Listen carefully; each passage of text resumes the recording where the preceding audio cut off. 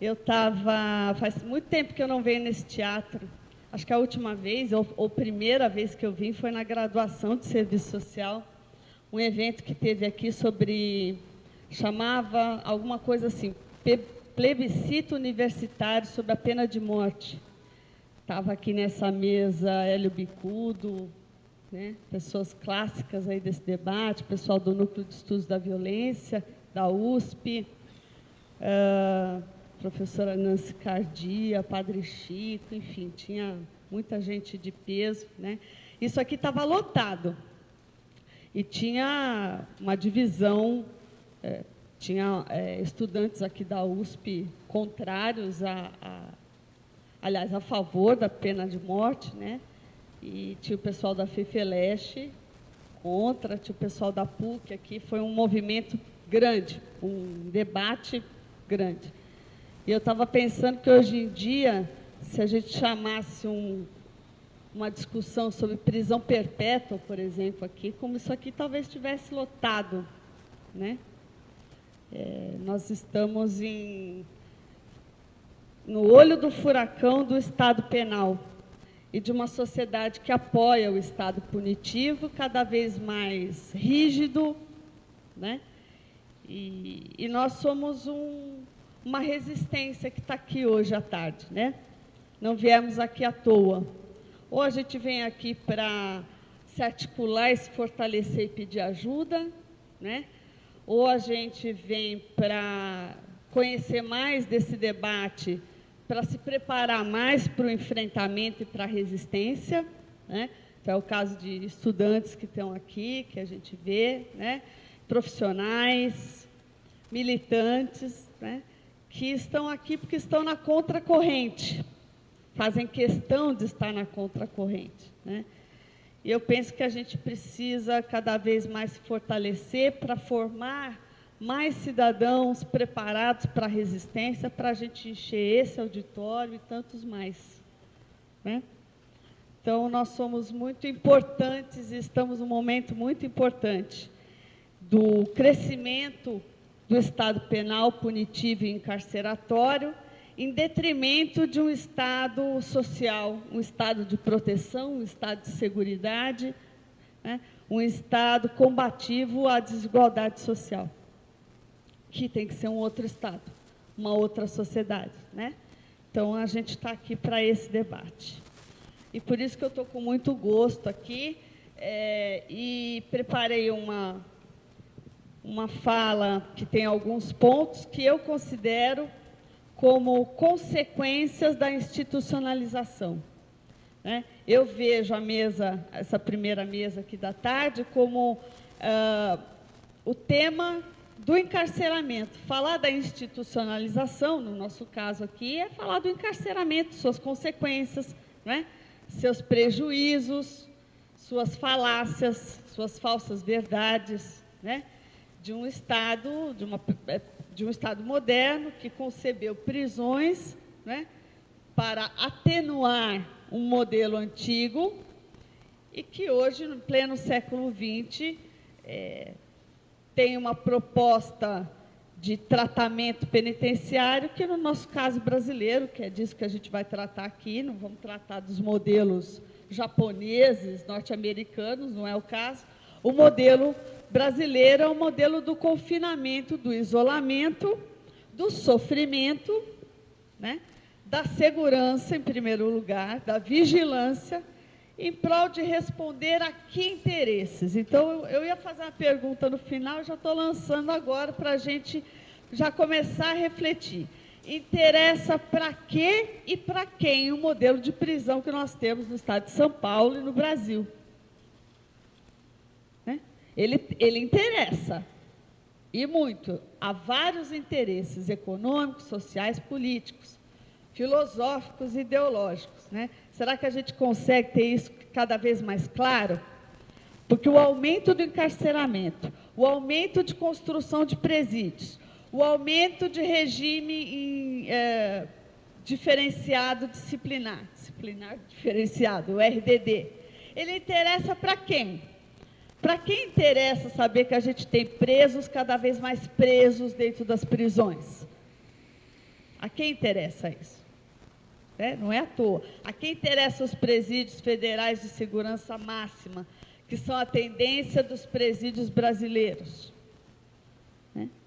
Há uma sociedade que demanda isso. E há uma política, ou há políticas de governo que respondem. E, de certeza, a demanda da extinção de presídios, ela corresponde a um público que sai de suas casas, do seu estudo, do seu trabalho, para vir falar da contracorrente, da possibilidade da gente não ter uma sociedade de prisões. Há uma possibilidade da gente construir, nos processos societários, sociedades sem punição. Qual é a alternativa? Até agora a gente soube construir muito bem sociedades com prisões. Será que a nossa humanidade não pode construir um outro tipo de resolução e de saída? Então, vamos começar nos perguntando, para a gente poder enfrentar os dilemas que nós temos da sociedade das prisões. Então, falar de institucionalização, eu penso que é falar desses processos complexos, multidimensionais, que se trata o encarceramento. Como o Fernando falou, hoje nós temos 500 mil de pessoas encarceradas no Brasil. O Marcelo Freixo, deputado estadual do Rio de Janeiro, já vem fazendo essa conta de que nós vamos estar todos presos daqui a 50 anos, bem antes de sair a apresentação disso no filme Tropa de Elite, que, aliás, faz uma alusão ao personagem dele, como professor de história, filósofo, etc. Então, preparemos-nos, porque vamos todos precisar de muito cigarro na cadeia, porque as gerações vão estar presas. Eu não sei se eu pego, se a gente pega isso, Mas, enfim. Eu tenho só para expressar o quanto nós estamos todos vulneráveis ao encarceramento. Eu tenho um amigo, professor, que atropelou uma pessoa em situação de rua na Radial Leste de madrugada. Para a sorte dele, ele não tinha ingerido nenhum tipo de bebida alcoólica, foi realmente um acidente, e ele está sendo processado pelo Estado por homicídio doloso, não foi nem culposo, porque estava com a velocidade excedida para aquele trecho da Radial Leste. Bom, está aí recorrendo com advogados e coisa e tal. Isso pode acontecer com qualquer um de nós. E se ele não tivesse, por exemplo, um advogado ou um acesso à defensoria, pode até ser condenado, não é? Então, para ver como a gente está vulnerável ao encarceramento, à sociedade que encarcera, há um judiciário que encarcera. Então, a política de encarceramento, como o Fernando fez uma introdução, no estado de São Paulo, pelo menos nas últimas 2 décadas, o professor Sérgio Adorno e o professor Fernando Sala fizeram uma pesquisa o ano passado, e eles constatam que o ritmo frenético do crescimento da população carcerária só fez aprofundar as deficiências do sistema prisional no país e no estado de São Paulo, o que eu chamo, nas minhas pesquisas, de desassistências que são realizadas. As desassistências judiciária, social, material, enfim, educacional, desassistência ao trabalho, porque o Estado brasileiro não consegue acompanhar o que a desigualdade social produz, exclui e manda para a prisão. Quer dizer, essa equação, a raiz dela, nós vamos só conseguir, companheira, lá na raiz da desigualdade mesmo. Lá onde a comunidade não tem política, política social, política pública suficiente e, em muitos casos, inexistente.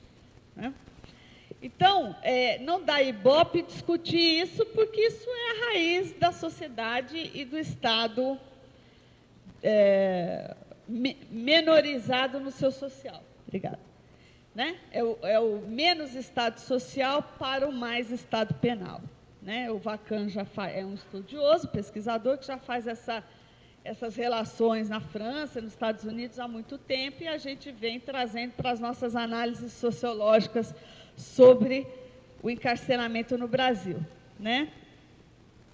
Então, as desassistências nas prisões, elas só pioraram, só aprofundaram, né? E as prisões são lugar de confinamento e segurança no Brasil. Tá? O encrudecimento das prisões, da construção das prisões, eles acompanharam os marcos neoliberais que nós vivemos no Brasil a partir dos finais dos anos 80, anos 90, né? Então, não é coincidência, né, que o aumento de prisões e de encarceramento, eles correspondem a uma conjuntura neoliberal, né, a uma conjuntura de desresponsabilização do Estado pelos direitos e pelas políticas sociais, né, a diminuição cada vez mais crescente do Estado, né, esse estado de bem-estar social que nós nunca vivemos no Brasil, né, que sempre ficamos à deriva, né, e que agora ele é um fosso de possibilidades, né? É um cenário, então, que vem condenando parcelas expressivas da população urbana e metropolitana de São Paulo e de baixa renda, né? Então, quando a nossa companheira de luta aqui vai falar que estão prendendo os nossos adolescentes e até nossas crianças, né? É porque estão prendendo mesmo, porque estão fazendo o processo de criminalização da pobreza que tem cara, cor, idade e condição de classe, né? É jovem, é pobre, é negro, afrodescendente, né? E está sem perspectiva, né? Está com uma péssima qualidade de estudo nas escolas públicas, não tem perspectiva de trabalho porque não corresponde à qualificação necessária para a tecnologia, para o mundo do trabalho de hoje, né? Então, não são os pequenos projetinhos sociais, nem fazer fuxico e nem fazer alguma coisa que os meninos façam, né, que vai responder a isso. A parcela de possibilidade é muito pequena diante da parcela da exclusão, né? E da possibilidade de ter alguma ascensão, algum dinheiro e poder, tanto quanto os outros de outras classes, ter sua balada, ter sua roupa, né? Ter seu acesso, que o tráfico vai trazer. Então, é uma luta em glória, né? Esses dias eu ouvia, professora, mas lá na comunidade, lá na Baixada, num dia o rapaz tira um salário mínimo. Ele não vai trabalhar no shopping temporário na época de Natal. Não precisa, né? Num dia com pouca movimentação, ele tem a grana dele para passar aí o final de ano, né? E uma boa grana. Então, é um enxugar gelo e é uma resistência que nós temos que continuar remando e mostrando as raízes, porque a sociedade não quer ver as raízes, né?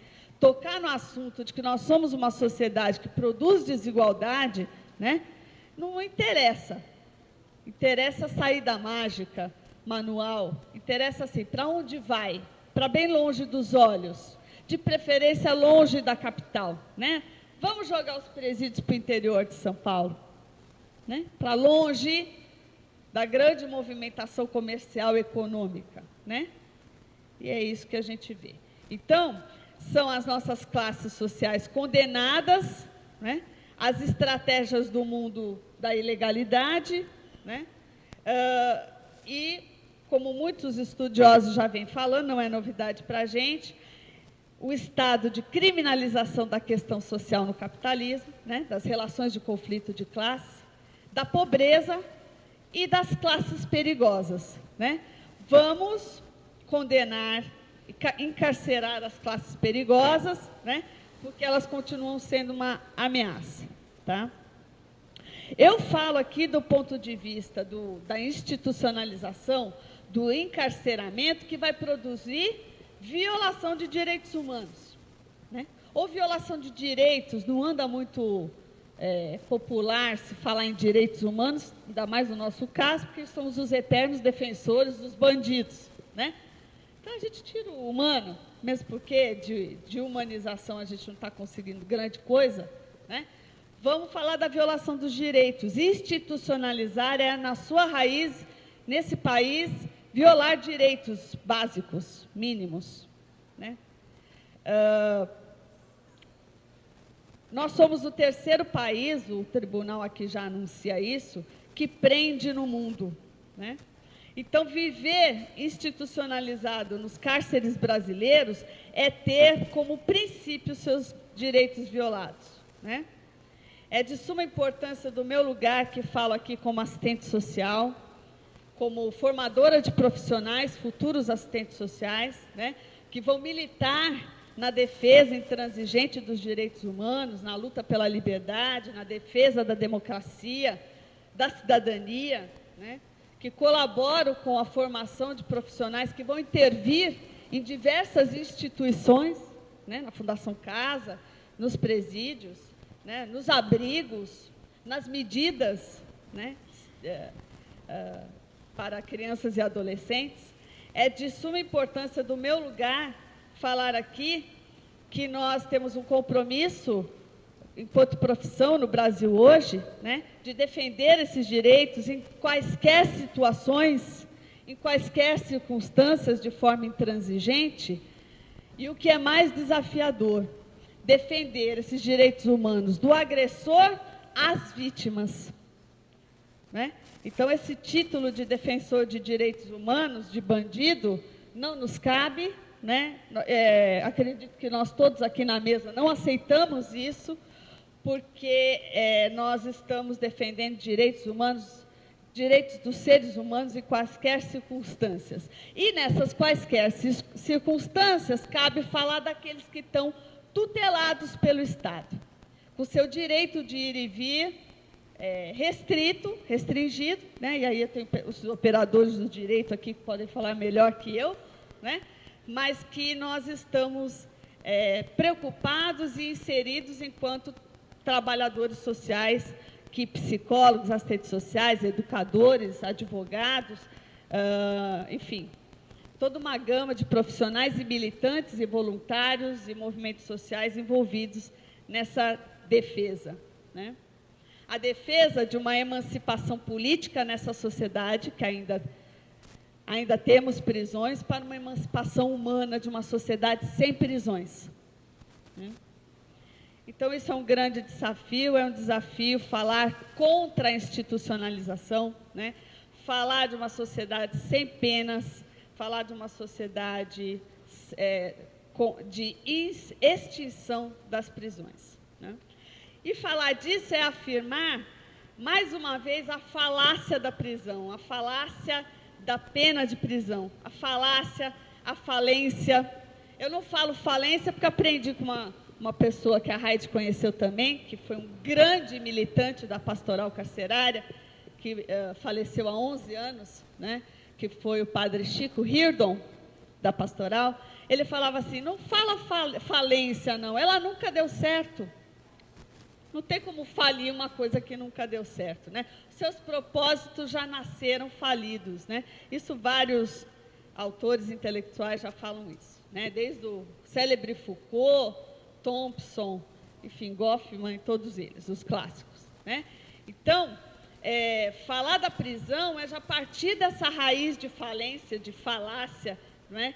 Que supostamente daria certo ressocializando pessoas, reabilitando, reintegrando, reinserindo, reeducando, regenerando todos os res que ainda estão aí, né? Eu estava lendo um último material do Departamento Penitenciário Nacional, totalmente positivista na criminologia ainda, da readaptação do sujeito à sociedade, quase que trazendo a harmonia da sociedade capitalista, né, para aqueles que estão desviados e desajustados, né? Isso está aí, está produzido em caderno de dados nacionais sobre o nosso sistema carcerário, né? Então, gente, eu quero dizer para vocês o seguinte, eu vou levantar aqui alguns pontos que precisariam de maior aprofundamento e vou aprofundar um só, porque tenho pouquíssimo tempo, depois do debate, na conversa, não sei se a gente vai ter debate, a gente conversa mais. Falar de institucionalização no cárcere é falar dos efeitos da prisonização. Nos Estados Unidos usa muito essa categoria, prisonização, que são os efeitos sociais, psicossociais, né? E os efeitos que essa instituição, que para o nosso caso não é mais uma instituição total, porque os presos não estão incomunicáveis, enfim, né? Não estão nesse isolamento total, né? E os efeitos que essa prisonização acarreta na vida concreta de homens e mulheres presos hoje no Brasil. Primeira coisa, primeiro ponto, a sobrepena. Tudo que os meus colegas vão falar aqui, que eu tenho certeza que vão falar, né? E tudo aquilo que a gente já sabe que é o encarceramento no Brasil, é uma sobrepena, né? As condições subhumanas, vou citar um exemplo. Centros de detenção provisória construídos para, no máximo, 600 pessoas, com 2.000. Isso não é mais pena, nem provisória, nem cumprimento de pena que deveria estar na penitenciária, com uma suposta condição de tratamento penitenciário. Isso já é sobrepena. Então, é o Estado no banco dos réus, sim. É o Estado delinquente. Já falava o Padre Chico antes da gente falar do Estado no banco dos réus, né? É o Estado que mais delinque, né? Sobre outra negação, outra sobrepena, o afastamento do convívio dos seus familiares, né? Uma política de afastamento no cumprimento dessa pena. Joga para longe, né? Aí o preso e a família tem que estar fazendo um monte de recurso para chegar mais perto, porque essa família não tem condição de periodicamente visitar seu preso no gasto que tem. Aí está a veia assistente social falando, né? Não tem dinheiro para passagem, não tem dinheiro para se manter lá e para se alimentar, e não tem apoio governamental. E quando tem, bom, eu só tenho conhecimento de apoio financeiro nenhum da política de Estado de serviço social ou apoio e reintegração, né? Ou quando tem é mínima. E aí eu posso falar de cadeira, porque desde o meu primeiro estágio eu fiz tudo no sistema prisional. De primeiro estágio a doutorado, pesquisa de doutorado, né? Então a gente sabe que quando tem é mínimo, é irrisório, né? Sobre as revistas aos familiares, elas continuam vexatórias, humilhantes, também faz parte da sobrepena. Ela se estende ao familiar ou ao amigo, né? Elas continuam sendo vexatórias e humilhantes, né? Continuam sendo expressão de criminalização da pobreza, porque a mãe, a companheira, o filho, a irmã, né? Ou os familiares que vão, também são suspeitos, né? Por isso que eles têm que passar sempre por revista vexatória, né? A questão do direito à visita íntima, né? Ela ainda é cheia de burocracia e ela ainda é sexista, né? A gente ainda tem que continuar falando da visita íntima para as mulheres nesse país. A gente nem consegue tocar no assunto da eliminação da discriminação homoafetiva, né? A visita íntima nos presídios, ela não pode só ser heterossexual. Imagina tocar nesse assunto, né? Mas que é uma necessidade, né? É uma consequência de um tipo de aprisionamento que nós temos no Brasil. E que quem sofre na ponta é o preso e a família.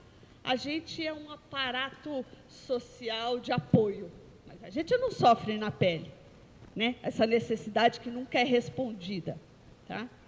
Assistência judiciária, eu vou deixar para o meu colega aqui falar, né? Nosso doutor, juiz aqui, que é o velho problema e é a questão mais importante do preso, eternamente. Você perguntar para o preso, para a presa, qual é a sua maior necessidade? Aceleramento do meu processo, principalmente quem está no CDP, etc., né? Sobre o trabalho do preso, a eterna exploração e a eterna falta de proteção e seguridade social, né? O preso também é um tipo de trabalhador escravo. A gente precisa só aprofundar que tipo seria. Porque ele tem remuneração, né? Mas que tipo de exploração ainda é essa?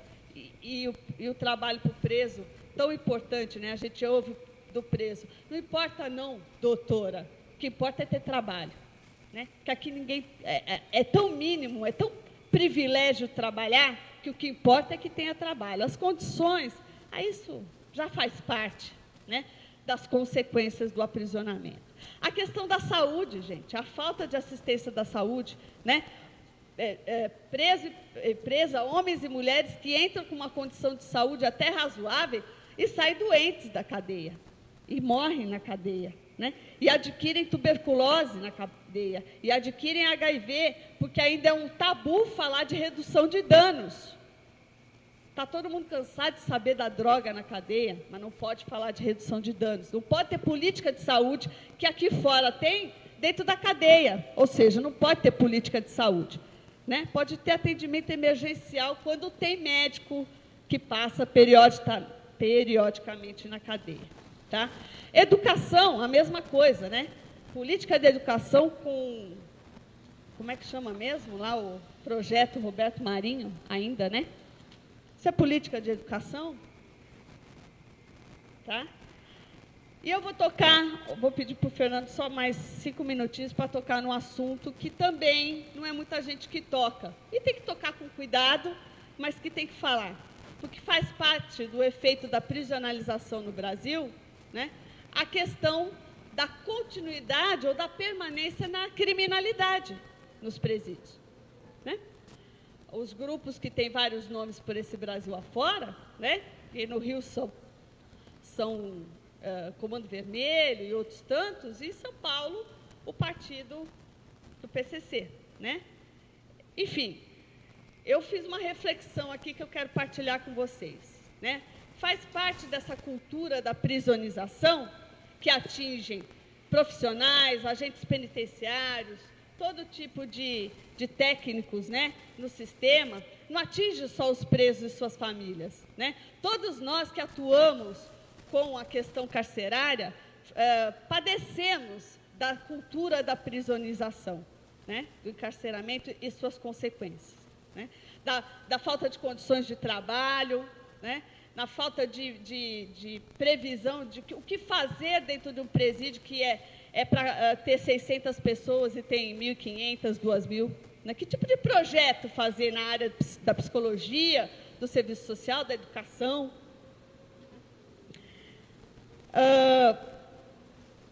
Essa questão da manutenção da criminalidade, né, organizada nas prisões, são poucos os pesquisadores que falam disso. Né? A gente tem aqui em São Paulo, Guaraci Mingardi, professor Sala, professor Sérgio Adorno, né? E outros pouquíssimos que falam disso. Pouca gente sabe, no senso comum, que o PCC ele surge em 93 pelas más condições carcerárias, de maus tratos, cometidos pelos agentes penitenciários e a dureza do regime disciplinar lá no anexo da Casa de Custódia e Tratamento de Taubaté. Né?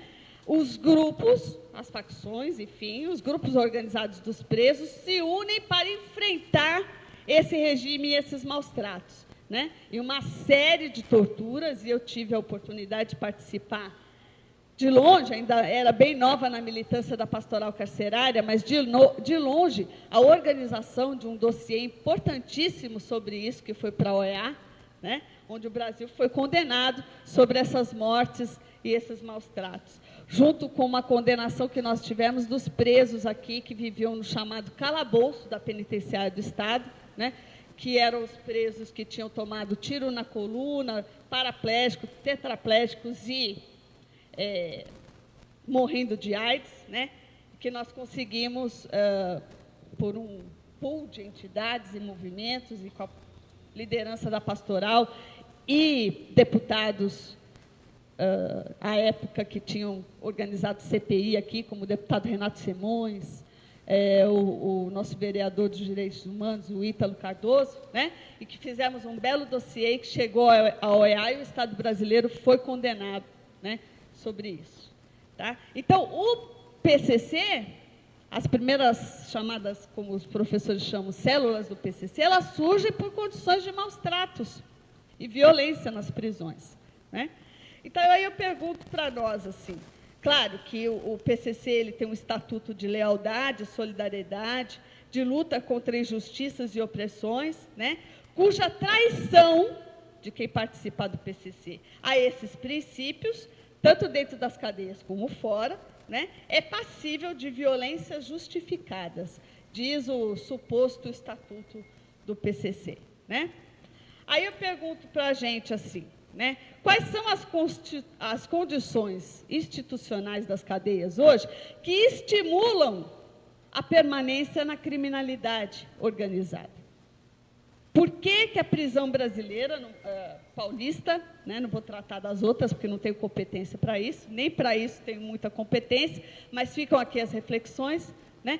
Por que é um efeito da prisão brasileira hoje continuar na criminalidade, continuar correndo risco e continuar na violência, né? E na rede do tráfico, enfim, de influências e de drogas e de tudo quanto é tipo de corrupção na cadeia? Por que as nossas cadeias elas ainda subsidiam esse tipo de vulnerabilidade para o preso brasileiro, para o preso paulista, né? O que as nossas cadeias produzem que alimentam essas possibilidades, né? Então, qual é o contexto das nossas prisões que facilitam as mazelas dessas relações, né? Que alimentam o estigma de quem sai da cadeia, né? Quem sai da cadeia, eu acho que é tema da próxima mesa, né? Ele sai com a marca na testa, né? Porque ele não está preparado para enfrentar, nem quem está aqui, que acabou de sair da universidade, está preparado para encarar o mercado de trabalho. Por que a gente tem o mito de que o trabalho vai moralizar quem saiu da cadeia, né? São todas as vertentes positivistas que a gente tem aí. Então, em síntese, né, que oportunidades que são oferecidas, né, para os presos, que vá na contramão daquilo que as facções criminosas oferecem, fora e dentro da cadeia, né? Nós temos estudos aí na área social, onde o PCC é um estado social paralelo para muitas comunidades, para remédio, para aluguel, para segurança. Então, não dá para falar nos efeitos da prisonização, tampando só com a peneira, como se a criminalidade organizada não existisse. Ela tem uma função lá dentro. Será que ela tem uma função para o Estado? A prisão, nós já sabemos as suas máximas, né? E eu estou aqui para reafirmá-las. Essa é a minha posição. A prisão não combate criminalidade e não evita reincidência. Então, enquanto, Fernando, tiver prisão, esses índices são naturais. Se tem uma coisa para naturalizar, é isso, né? A prisão, ela encarcera a pobreza, né, que a sociedade capitalista exclui. É um enxugar de gelo. A prisão nada mais é que a inclusão de um cidadão que é condenado, mas é fadado à sua desumanização. É uma mentira todos os rés que até a legislação aponta. A prisão é o local mais desfavorável em condições para recuperar alguém, para aqueles que acreditam nisso. Estou acabando. Foucault, no Vigiar e Punir, já afirmou o seguinte: a prisão moderna é, antes de tudo, uma empresa de modificar os indivíduos. É uma empresa pública que foi criada para isso. Ela tem a missão de reformar moralmente os indivíduos. E muitas propostas de educação, de trabalho, né, e até de assistência religiosa, e de outros projetos, de outras organizações, elas estão pensando em moralizar esse indivíduo para ajustá-lo a viver na ordem social harmônica. Olha a mentira, né? A prisionalização, ela gera na vida do sujeito, como diz o Goffman, um estigma social irreversível, para a gente pensar esse irreversível, né? E, para finalizar, o Vacan que é esse estudioso que eu citei aqui, ele vai falar assim: a prisão foi feita para ser aspirador social da escória, olha que forte, que as transformações econômicas e sociais do capitalismo faz acontecer, né? Os infratores ocasionais, ou aqueles em conflito com a lei, né? Os desempregados e desqualificados para a inserção no mundo do trabalho, né? Os dependentes químicos, né? Aqueles que para a sociedade não tem mais saída, né? Então, nós temos que tirar a juventude que consome crack do centro da cidade. Tem que tirar, tem que encarcerar. Então, a saída dessa sociedade, eu estou sendo irônica aqui, né? É o encarceramento, porque se espera dela a reforma do indivíduo. E nós que conhecemos por dentro essa instituição falida, ou que nunca deu certo, nós temos que denunciar que ela não é a saída, né? A saída para uma sociedade transformada e diferente, que não produza desigualdade, portanto, não produza parte de cidadãos que têm que optar por outros caminhos e caem no ralo da sociedade, que é a prisão, nós temos que construir outras alternativas. E, para mim, a alternativa está na raiz. É outra sociedade, uma sociedade que não produza desigualdade. Enquanto a gente tiver prisão, a saída é a gente desmontando o modelo, aos poucos, com alternativas, né? Ninguém vai fazer um pulo de não ter mais pena e não ter mais prisão, porque aqui ninguém é romântico, né? Mas que, para o futuro das gerações, não pode ser cadeia, porque senão as futuras gerações estarão encarceradas, principalmente as pobres, que são a maioria. Obrigada e desculpa o abuso.